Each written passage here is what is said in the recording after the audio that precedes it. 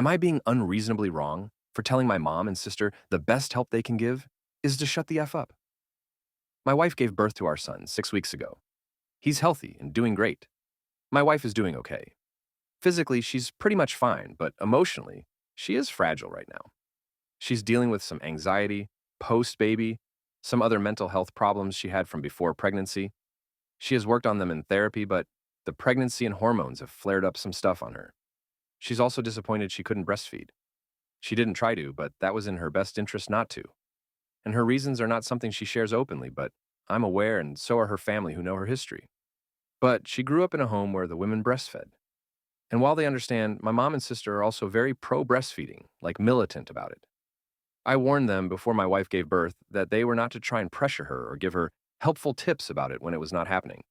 They didn't listen to me and brought her some info from a breastfeeding group they're both members of and told her there was zero reason for her not to try. This resulted in me telling them to leave. I let the rest of my family stay since they were good. But I told my mom and sister they had ignored my warning, and I gave them a very clear one. They were shocked. They said my wife never expressed a good reason for not being able to. I stated she doesn't need to answer to either of them. They asked a few times after this when they could visit, and I said no until they understand that they cannot cross that boundary that has been set.